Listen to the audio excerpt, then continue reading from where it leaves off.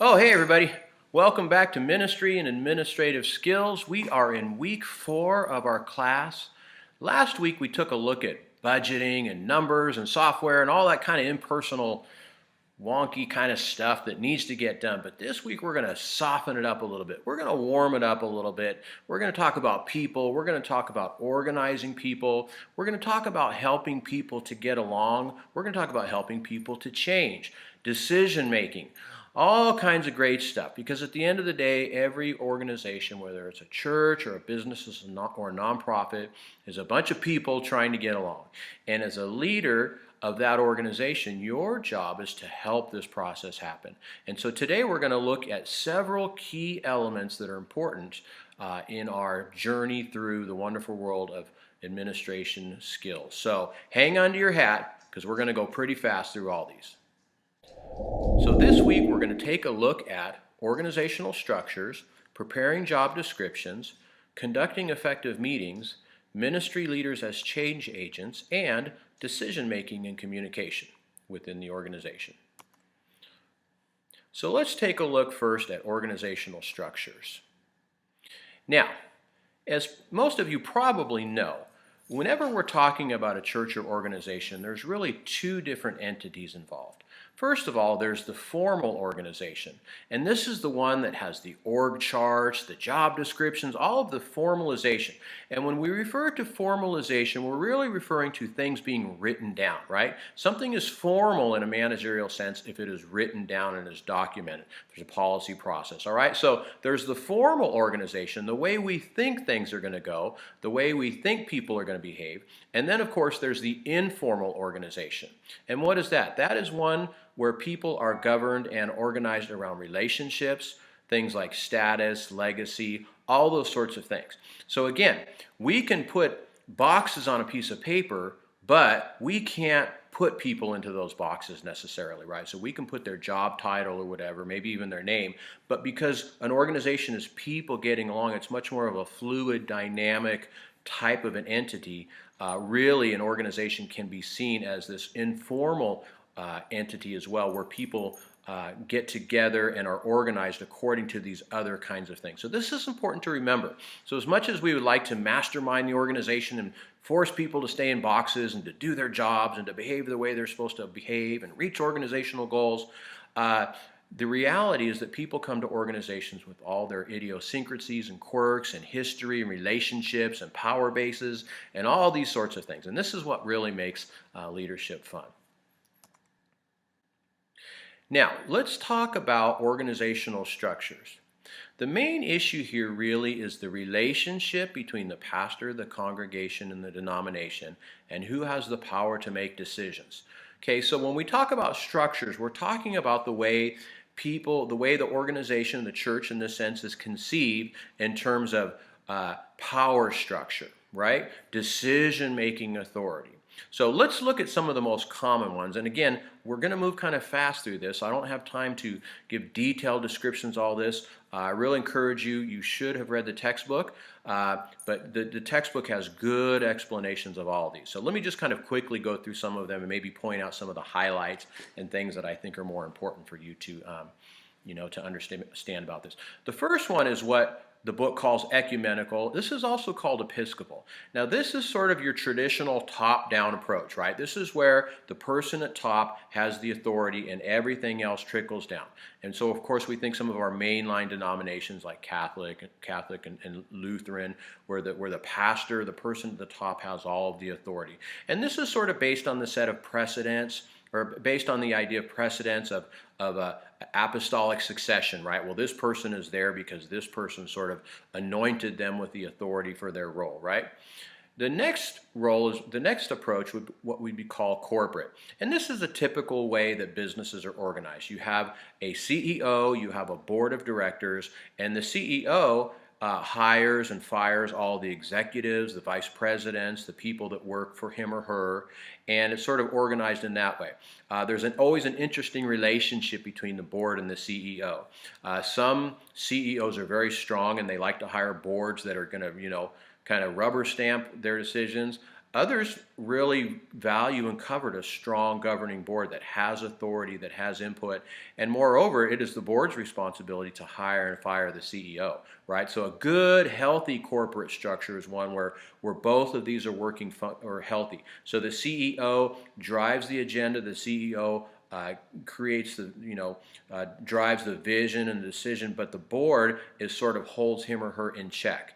And the board is the one that makes sure that the CEO's plans deliver the way he or she says they are. Then there's the entrepreneurial model. And typically this is something you see in younger organizations, maybe in a church startup or an organizational startup, tech startup, where you've got one guy, right, or girl who has the vision, who has the idea, who develops the players, and everybody sort of reports directly to that person. This will work in the short term because you want that one person to have a lot of control and direction over the organization. As an organization grows, this typically doesn't work as well. Now, what happens in some churches is you have a real strong entrepreneurial, visionary kind of a leader, right? And he or she can sort of hold sway over every element of the organization. And what happens is it becomes ineffective because you have a bottleneck now, right? And everything's got to go through that single pipe. You see I'm doing this thing with my hands here to represent, the pastor on top and everybody reporting. But typically as organizations grow, they kind of get more of a corporate structure where there's assistants, VPs, associate pastors, executive pastors that sort of function over main functional areas, right? So that's one model. Then there's the congregational. And this is real tradition. This is typical in traditional churches where the congregation actually leads and administers a lot of the functions and affairs of the church. The congregation actually selects the pastor. If the pastor isn't functioning, the congregation has the authority to fire that pastor. And then, of course, there's the modified Episcopal. And I like this because this is the model that's used in my denomination, which is Foursquare. And the modified Episcopal sort of has the best of both worlds of the Episcopal and the congregational. So pastors are hired sort of from above. So it's the denomination and the district hires and appoints pastors, but the congregation has a voice in governing the affairs. So the congregation approves the budget. There's annual meetings, meetings to make big decisions about property acquisition and things like that. So it's a little bit of a balance of power where the congregation does have a voice in things, but the pastor, of course, is the authority with his or her council, right? It's kind of like a board. So when you think about these things, there's typically always several things in play. You've got the leader, the pastor, a board for accountability and oversight and governance, and then you've got the staff and the congregation, those sort of things. So these are sort of common. So the decision is, sometimes your tradition is going to dictate which of these structures you have. You might come from a more, ecumenical, Episcopal kind of denomination, and that's what you're going to use. If you're part of Foursquare, you're going to have this modified Episcopal. But it's important for you to understand these different ways that we can organize so that you can organize the most effectively. Now, the next thing we'll talk about here real quickly is what's called departmentalization. The main issue really here is how will the work be divided and who is responsible for what. So you know that an organization is too big for everybody to just sort of all do the same thing, right? So what we do is called the division of labor. You guys are going to do this, you guys are going to do this, you guys are going to do this, right? So traditionally in churches, this has been done along age groups and functions. So you have the children's, or you have the pre-K, you have the children's, you have the youth, college, adults, men, women. That's sort of the traditional way that churches are departmentalized, right? And then of course you have other things like music and media and administrative support and outreach and missions and all these things, right? So these are kind of considered the department or departments within the church. Now an emerging and more common thing now, as the book points out, is what are called cross-generalization approaches. Because the challenge in churches when you're talking about ages is from the transition and the coherency of the overall program.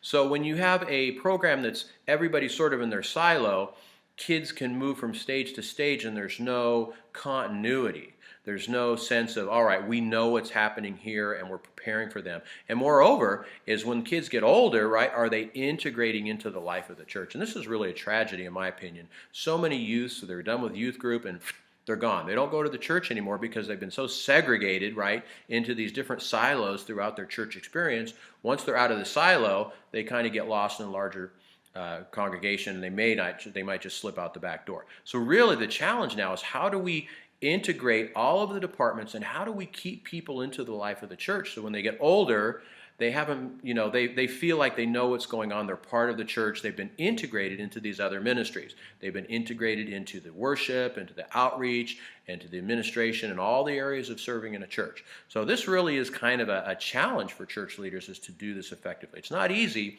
but it's an important thing to consider, how we divide up the work, how we integrate, right? So you've always got this tension going on in any organization. It's the division of labor, but also the integration of all these parts. So that's sort of the ongoing challenge, the tension to be managed, right? This isn't necessarily a problem to be solved, but this is a tension to be managed, one of these kind of larger existential issues that churches and organizations face.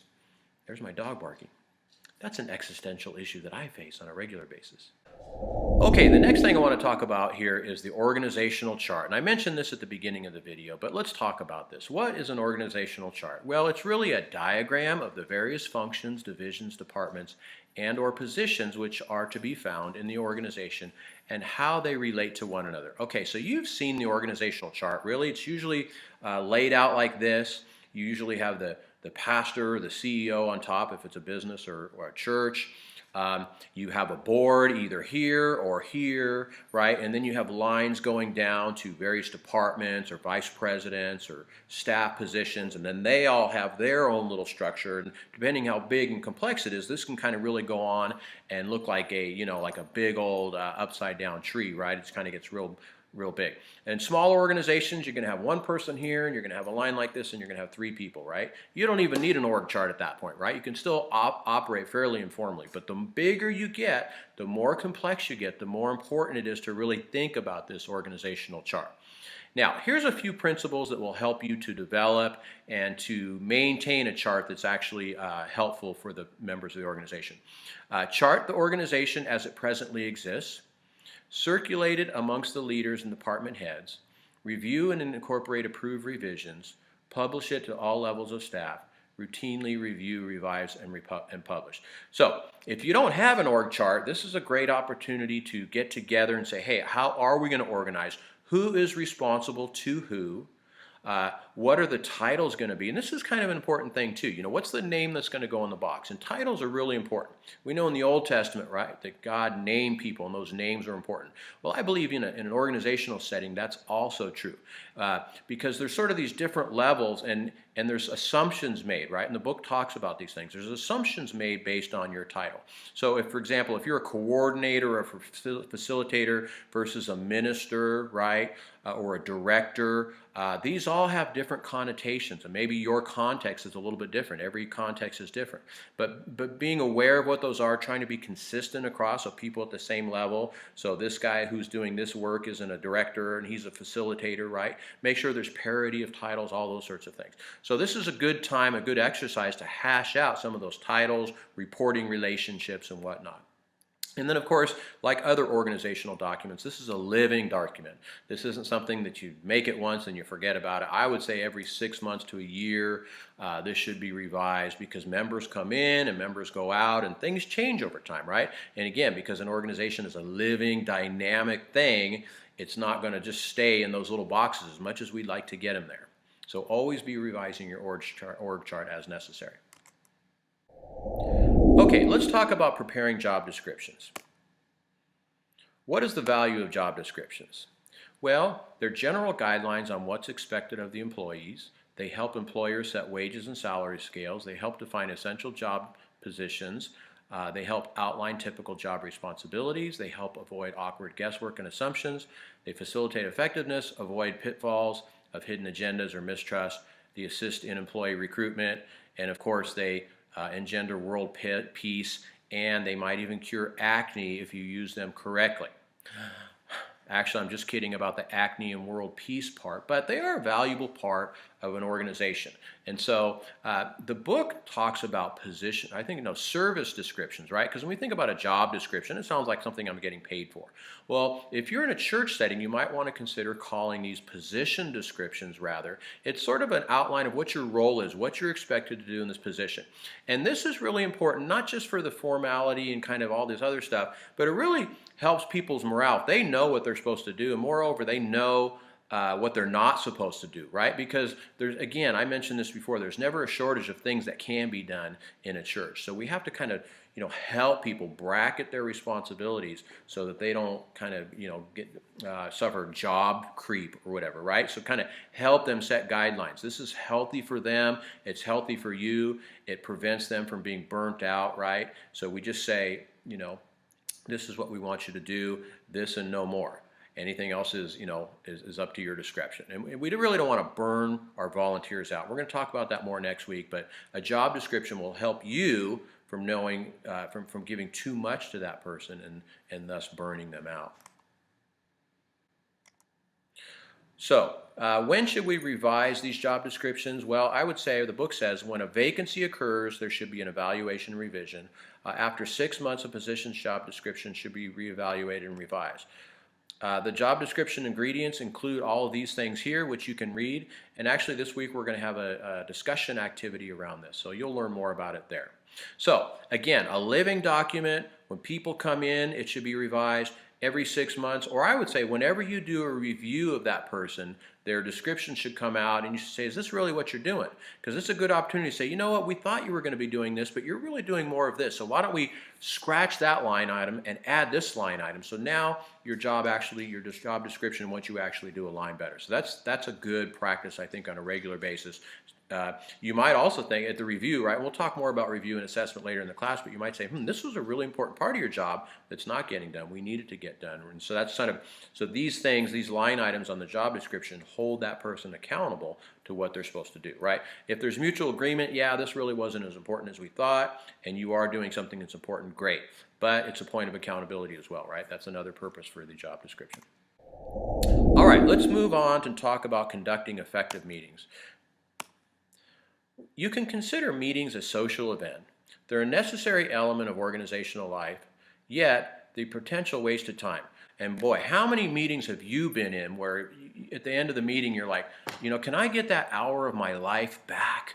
It's just like nothing got done and there's just a lot of meandering and bickering or whatever it was. So they're necessary. People need to get together and talk about things, but if we don't really approach meetings thoughtfully and carefully, they can be one of the biggest time wasters of anybody's life. To foster the environment, i.e. the social environment, plan an informal get-acquainted time, provide a discussion starter, complete personal profiles. Right? So if you're thinking about the meeting as a social event, you want to allow people to get to know each other.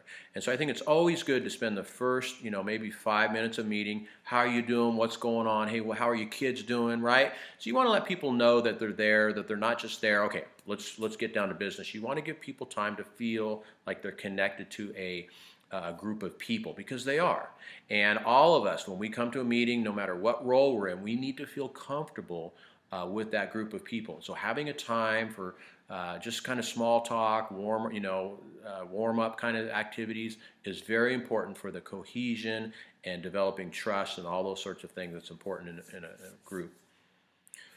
So building community is important to team building and a conducive environment.